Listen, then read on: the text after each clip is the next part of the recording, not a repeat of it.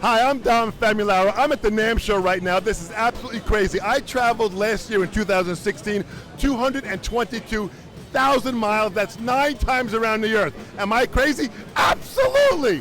The passion of music and what I do, what David is doing with musicians on the record is magical. It's exciting. The interviews you'll hear, you'll get a chance to hear me. So listen, have fun, be inspired, and now go out and seek your own passion. Musicians on the freaking record. Bring it on. Woo!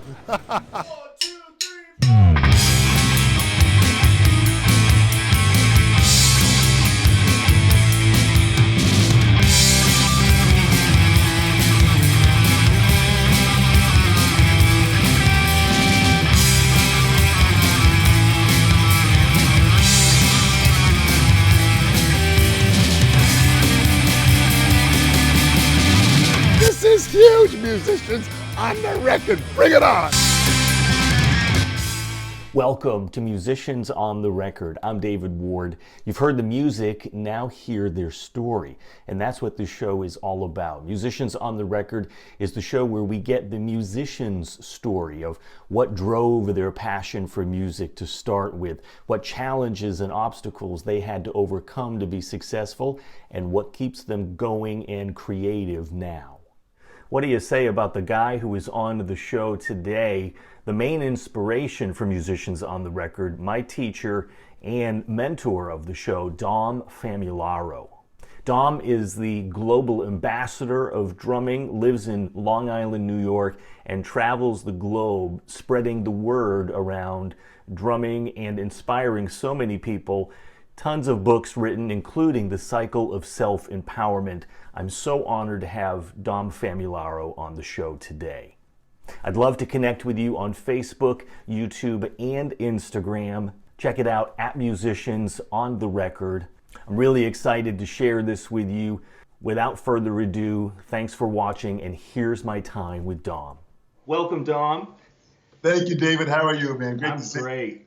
Good. Really glad to have you here. You're from Long Island, New York. You are a drummer, drum teacher, clinician, motivational speaker, author of how many books? Oh, man. Well, I've got about, my published company, Wisdom Media, has about 14 books out. I've got a motivational book out, and I've got a couple more motivational books that I'm working on now. So I'm still cranking them out. It's amazing. And you've been called the Tony Robbins or the Gandhi of the drum industry. Did you know that? I did not, and those are two very powerful shoes to fill. So absolutely, yes, no question. Well, I think you're there. So, can we start with your story? How did this journey start for you? Thanks, David. You know, it's kind of interesting, and when I hear how people, analyze me or review me or see me, it's kind of interesting because I always remain as humble as I can as a student of life and a student of music. And I always know if I stay true to that cause, to the cause of me, evaluating, my essence of life, what my purpose is in life. If I keep on evaluating that and trying to keep on making myself a better person and or a better musician, then I feel like the energy of life stays full every day. So that's the first thing, is I start at that pace of that kind of philosophy every day. Yeah. It started where, I go back to where many people began. In the beginning, it was February of 1964, on the Ed Sullivan Show, when the Beatles hit the scene. Yeah. We saw this band play that we were in shock. I was literally 11 years old, and I was just in shock with my two older brothers and my younger sister. We were sitting there watching this show, and we just saw this band come on and play, and just completely took us from this frame of mind where an America in the world is at an interesting place, because in November of 1963, President John Kennedy was assassinated in the eyes of the world. Yeah. And everyone became massively depressed, and we were in serious, shutdown. The fact that we saw this young, exciting, positive, they called it Camelot. Yes. That was taken away from us from an assassin's bullet. Yeah. And when we saw this here, and then the amazing afterwards when they captured Lee Harvey Oswald, and then Jack Ruby comes out television, Yeah. hits him in the gut and kills him. Right. And we're young kids watching this. So at that point, in the end of 1963, we were all pretty much, comatose. We didn't know what was happening, what was going on with our lives, with the world, with our country. So then all of a sudden, February of 1964, this band comes on from Liverpool and plays music that lifted us up. I want to hold your hand. Right. She loves you. Right. Yeah. 3 years they gave. Oh, my loving, all these great songs that were just so positive and uplifting. So they lifted, for sure, America, but they lifted the world from this depression state that they were in. They gave us hope with their music and with the fun of playing music. So we saw this here. So I come from an Italian family. My grandparents on both sides moved to America from Italy in the early 1900s. Both of my parents were born in America, so my parents were born to immigrant parents, and they started speaking the new language. They had to speak English in America. Italian, which was spoken in their household, they were told in school, you can't speak Italian. You got to learn the new language. So my parents had to learn English and make sure they were speaking English to get to know that. So that became the language of the household, and my grandparents eventually had to kind of get their English better. So and my father's and my mother's side, they came from a very musical family. My mother's side was way more musical than my uncles and my mom as singers and guitar players. And my father's side were mechanics and engineers. So, and they were very organized at putting businesses together and having their own service stations. So the balance for me of the musical side and the engineering and mechanical side and organized side became a pretty even balance in my life. So we started playing music with my two older brothers playing guitar and bass, me playing drums, my sister singing. Had a band, the Famularos. My father was a fire chief. So as a fire chief, our band had practiced and played. We ended up playing for the fire department, playing a lot of it. So we're getting hired to play for these parties. We're learning songs, and the more songs we learned, the more they wanted to hire us. And before you know it, at the age of 12, I was a professional drummer. Working, 3 or 4 jobs a month. Amazing. Good money. Yeah. 12. Yeah. Professional player playing too. So it was very interesting to see the development of all of that. And it just continued on from there. Incredible. Why do you think for you, Dom, the drums? What called you to you about the drums? Why were you attracted to that instrument? So it's a great question, David. It really is interesting. My one brother, Peter, is a musician that can play any instrument. So he can play piano, and he can pick up guitar. He grabs sax, horns. That's amazing. Whatever. He can play it and plays it well. Yeah. My brother Vin started playing clarinet in school, and he had a good feel for bass clarinet, and that kind of took him to bass guitar. From Peter grabbed guitar. My brothers had very good singing voices, so they kind of grabbed guitar and bass. And I just saw that the drums, more than me choosing the drums, I just felt that the drums chose me. I just felt that's what I'm going to play. Hopped on the drums, felt comfortable, and we got some basic gear to play. One amplifier that had 2 guitars in it and 2 microphones in it. And at the beginning stage, the amplifiers with that much equipment, with 2 microphones and 2 guitars, the sound sounded like Radio Free Europe, Right, like, right. We loved it, the sound, and we started playing, and I had a basic marching snare drum with a ride cymbal that was a marching, crash cymbal on a stand. And so the sounds that we had didn't necessarily sound good, but we practiced and played. My sister would sing, and people liked what we did because we were young kids that enthusiastic. My brothers are 4 and 3 years older than I am. My sister's 5 years younger than I am. So we were young kids playing music, and when people saw us play music and make these sounds of harmonies, they were blown away by it. So they kept on hiring us more. The more they hired us and the more money we made, the better equipment we bought. The better equipment we bought, the better we sounded. Sure, of course, right. Do you remember your first drums, your first drum kit? I sure do, man. I had it at the Bolden Fire Department, where my father was a member of this volunteer fire department. They were getting rid of a lot of their old equipment and buying new equipment. So I had an old marching drum, a mother of pearl marching drum, which was very, very deep, Okay. And then I had a white with blue dots tenor drum that became my floor tom. Okay. And I got a 28-inch marching bass drum, which was my bass drum. And the Firehouse had a small little 14-inch timpani that had a tuning pedal on it that could go higher or lower. Wow. That became my second drum. So I had a tenor marching drum for my first floor tom and a timpani. It was this collection of sounds, Amazing. and that was my first kit. And then I had purchased a Slingerland Red Sparkle kit, Yeah. local store near us, and then I got a real nice, pearl, mother of pearl drums. Beautiful.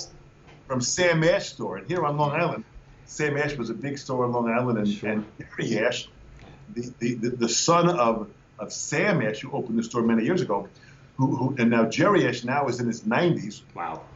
And he sold me my drum set at Hempstead Sam Ash store. So every time I go back to meet the Sam Ash people and speak to Jerry Ash, we always go back to the time that 50 plus years ago he sold me my drum set, and that was really the essence of me starting to have professional equipment and taking this more seriously. When you hear music, Dom, how do you hear it? Some people hear rhythm first, some people focus on the lyric or the vocal. What's the way that you hear music?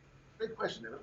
I pretty much hear the whole piece, and if there are lyrics in the song, the lyrics are a major part of listening to them, because that's the story. And if I understand the story of the lyrics, there's a good chance I'm going to better understand the music that is supporting that story. Got it.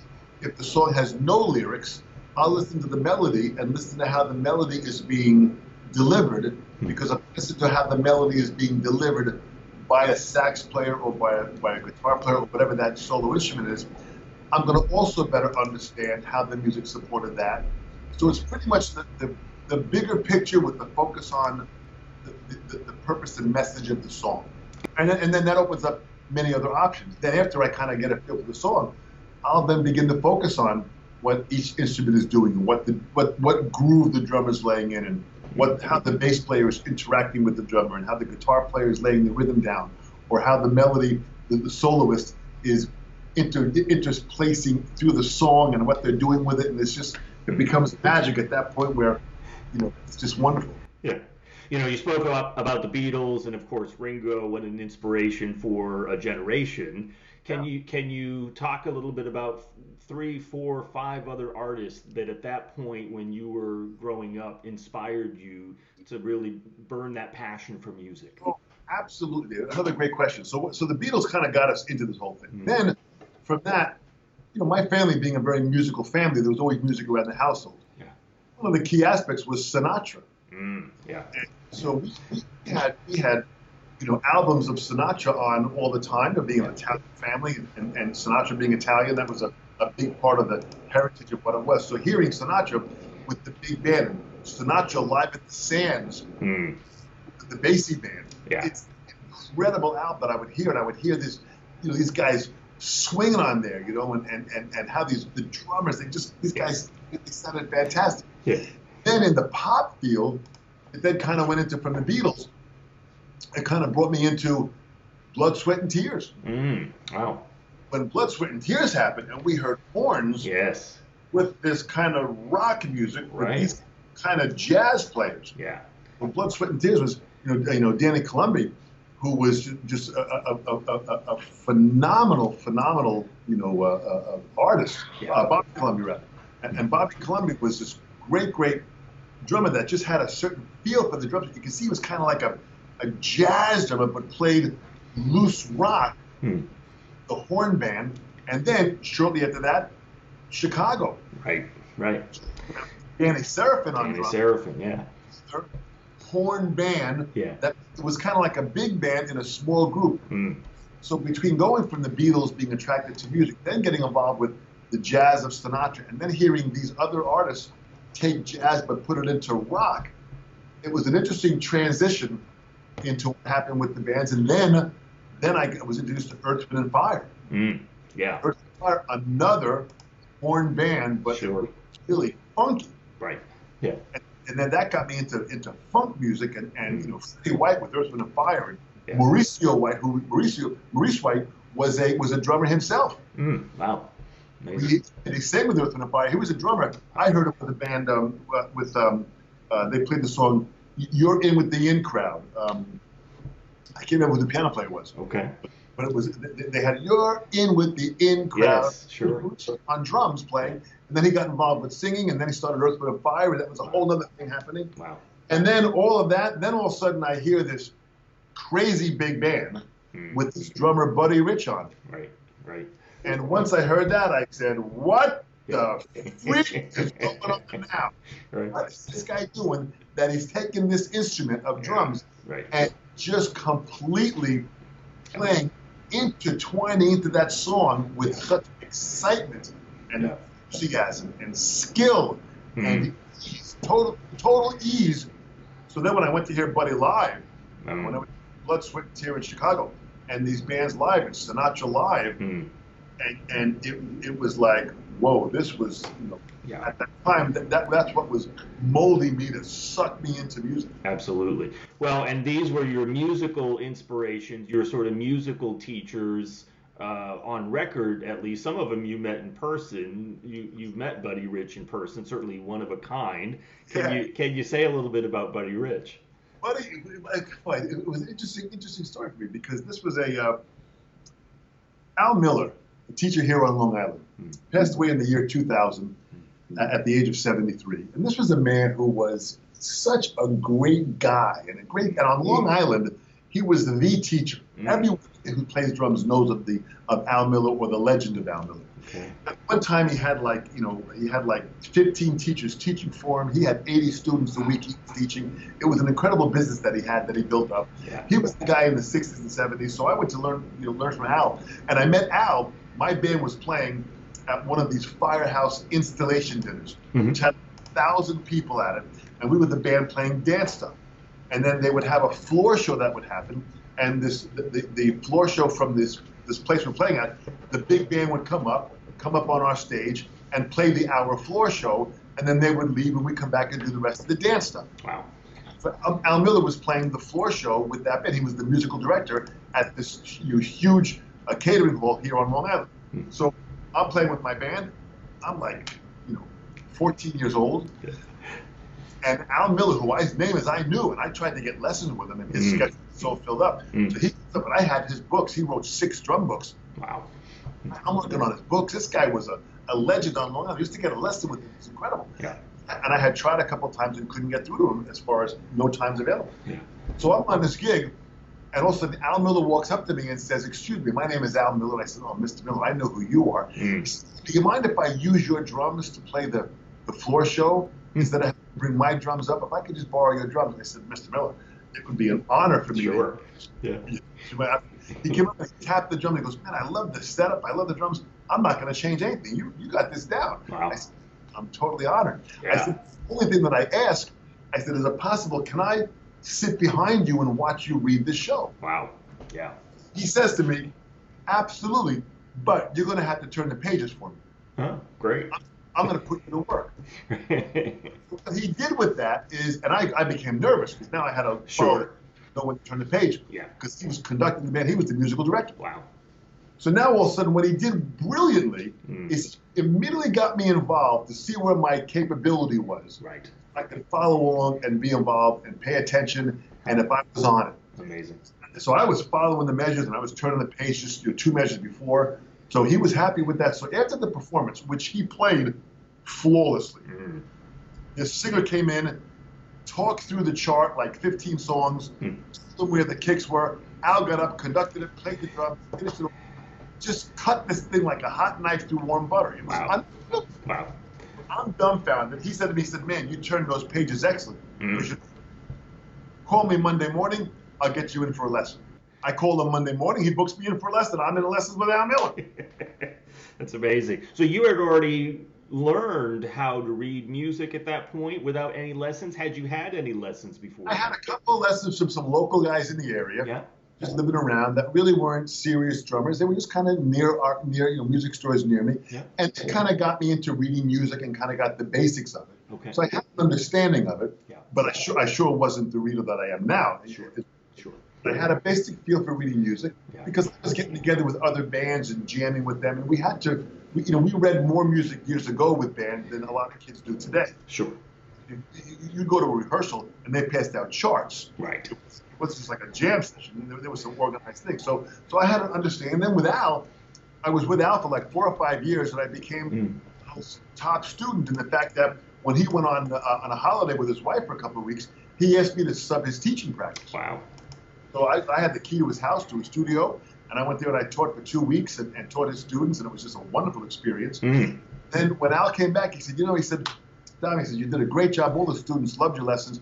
I want you to come over to my house next week, and I want you to have a lesson, and have a session and meet a buddy friend of mine. Oh, well, I meet a buddy friend of mine. We'll have a little hangout together. It'll be great. So I said, great. I said, a buddy friend of his. Yeah. Great. So I'm getting you a couple of days later. It comes up. So as I'm driving to Al's house, you had to kind of come off a major highway. On that major highway was a club called Poor Peter's. Okay. And it was a big club that had a lot of bands performing there. And as I ride by that club to go to Al's house that night for dinner, I see on the marquee, tonight, the Buddy Rich Big Band. Cool. I knew Al always talked about Buddy, and he loved Buddy. He studies Buddy's charts. So I go to the place and say, I'm going to go there, and I'm going to buy some tickets. Yeah. So I pull in the place, and I go and I buy 3 tickets, one for me, one for Al, and one for his buddy friend. I get these tickets, put them in my pocket. I drive to Al's house. I knock on the door. I said, Al, I said, man, this is great to be here. Have I got a surprise for you? That's wonderful. Come on in the house because I've got a surprise for you, too. Yeah. I walk in the house into his foyer area, and I turn to his dining area, his living area, and there, sitting on the couch, is Buddy Rich. Wow, that's amazing. I was to say I was awestruck or flabbergasted. Yeah. The old Honeymooners show, I started doing an imitation of Ralph Cramden. I started going, humana. I couldn't believe this was like Buddy. And I had just seen Buddy a couple of days before on the Johnny Carson show. Sure. He just did a special with Sinatra. I mean, this was like the biggest of the biggest. Amazing. Buddy's there. I'm shaking his hand. Al says, Buddy, I want you to meet Dom, my student. Dom, this is Buddy Rich. And as I'm shaking Buddy's hand, I turned to Al and I said, Al, you said I was going to meet a buddy friend of yours. This is not a buddy. This is the buddy. This is a Buddy loved it. Yeah, it's great. We got a good laugh out of it. We sat and had dinner. And then about, at a certain time, Buddy says, he looks at his watch and goes, hey, guys, we got to get to the gig. So let's, we got 5 minutes. And he says, I'll drive. We'll take my car. I'm like going, the gig? Yeah. This is the gig. He's playing tonight, yeah. So I forgot all about it. So we get outside, and there's a red Corvette Stingray in Al's driveway. And Buddy says, this is great. We'll drive. He said, Dom, you get in the back seat. Al, you get in, and I'll drive you guys there, and I'll drive you guys home afterwards. So like a regular guy. Yeah. So if you know a Corvette Stingray, there's really no back seat. It's a 2-seater, right? Absolutely. I'm in the back. I didn't care. I was getting in Buddy's car if my legs had to hang out the free. I get in the car. I'm in the back seat. We start driving. And at one point while we're driving, we pull out of the driveway. And I said, geez, guys, I just so you know, I bought 3 tickets to the concert tonight to hear Buddy play. So Buddy turns while he's driving and goes, well, how stupid is that? He says, you're going to be sitting backstage without. Give me your 3 tickets. Wow. I reach in my pocket, I get the tickets out, I hand them up to Buddy. He pulls in front of Poor Peter's, and there's a lineup of people buying tickets. Buddy gets out of the car, goes to the last 3 people in line, gives them my ticket and says, I'll see you guys front row center. It's unbelievable. It's back in the car, we drive around the back of the club, we go in the back door, he puts 2 folding chairs on the side of the stage, and Al and I are sitting there, and all of a sudden Buddy says, I'll catch you guys after the show, and he walks back to the band. At this point, I turned to Al and I said, Al, what the freak is this all about? Right. This is how did you know Buddy? Why'd you tell me I was going to meet the Buddy? You're right. Hey, I don't know. This is like, he says, if I told you were going to meet Buddy Rich and you told some friends, it would have been uncomfortable. Right. He said, so it's great that you just met him this way. And he said, I met Buddy. We became friends in World War II. We were in the Marines together, and we were partnered together in World War II. Wow. Amazing. the Marines. So Buddy was his partner. Yeah. And the fact that we were both drummers from New York, we hit it off. And since we got out of the war in '45, he said, we've been dear friends. Whenever Buddy comes to town, he calls me up and I go to hear the band. 1971, and I am like as high as you can imagine. Yeah. From now having the chance to have met this legend, this phenomenal player. Absolutely. He was just a regular guy, a great guy. We heard that concert that night. He blew us away 2 sets. Yeah. We finished. We got back in the car. We drove home, had a cup of coffee at Al's house afterwards. Then he left to go meet the band at the hotel. And that was it. And I had a chance to meet Buddy and experience that same situation by going backstage. Probably, I'd have to say, easily 50 to maybe 100 times. I mean, he played Wow. in the tri-state area, whether he was in New York, New Jersey, Connecticut, or Boston area. I would get the call, we'd hop in the car, and we'd drive up. It's incredible. And go to hear him play. So it was amazing. It's an incredible gift to a young musician. That must have been so inspiring. For you, was it around that time that you decided you really want to do this as a career, as a passion, more than just for fun I mean, it's always fun, obviously, it's drumming, but when did that moment happen for you? That was a spark. That was really a game-changing moment, because what that showed me was I saw the reality of what the potential was of doing what you love doing. Yeah. And I loved playing music. I remember I was a professional from the age of 12, so the past 6 years, I'm playing and I'm working gigs and I'm making money doing it. So I'm getting it and I'm doing this here. So now all of a sudden I realize, boy, this could be a profession. Yes.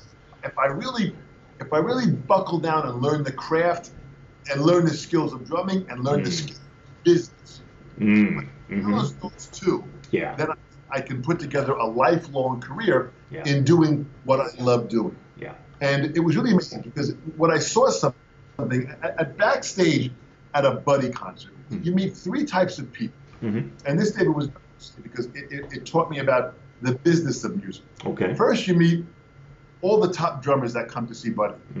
Backstage at Buddy shows, there were always top drummers. I met Max Roach, I met Jim Chapin, Morello, Carl Palmer, Steve Gadd, Tony Williams, Roy Haynes, Papa Joe Jones.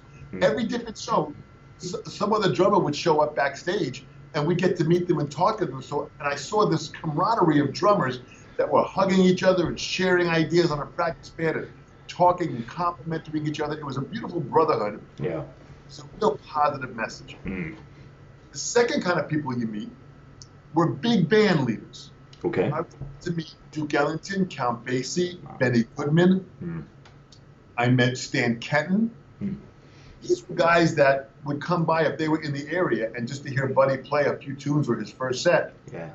Duke Ellington would walk in and sit down with us at the side of the stage and just listen and tap. And when Buddy would come off stage, he would give him a hug, and Duke would shake our hands and talk to us. So it was just to experience these. Absolutely. Was magical. Yeah. The third kind of person you met was the Rat Pack. Buddy was friends with Sinatra, Dean Martin, Jerry Lewis, Joey Bishop, Mel Torme, Dean Martin, Sammy Davis Jr., and they'd all show up. You'd be at a little club in New York, and Sammy Davis Jr. would sit next to us. Yeah. And these were legends. Huge movie and television legends, celebrity stars. They were bigger than life. Sure. And Sammy Davis Jr. was 4'10". Right. Yeah. And you met him, and then I had the chance to even talk to him. Jerry Lewis, he's still around. At least at that time, was a phenomenal drummer. Jerry Lewis. Not just a phenomenal drummer. Fantastic. There's some of him on YouTube playing with Buddy Rich. Wow. Playing drums, but doing some comedy stuff. And Jerry became Jerry Lewis's daughter's godfather. That's amazing. Kathy Rich's godfather is Jerry Lewis. Wow. So the connection of this backstage thing, I'd come home and I said to my parents, like I shook Sinatra's hand tonight. Yeah, right. Came back there, we shook the freaking guy's hand. Right, and it was so Sinatra. So but it proved to me that these were regular people. Yeah. Right. These guys come back, hug Buddy, compliment him. How you doing? How's the family? You play great. Pump them up, compliment them, and then go on to their own path. So I got a chance to see the music business backstage, and it was something that totally said to me, what an incredible group of people. Imagine being involved with this and to feel that level of camaraderie. I said, I would love to be a part of it. What a gift for a young musician, right? It's amazing.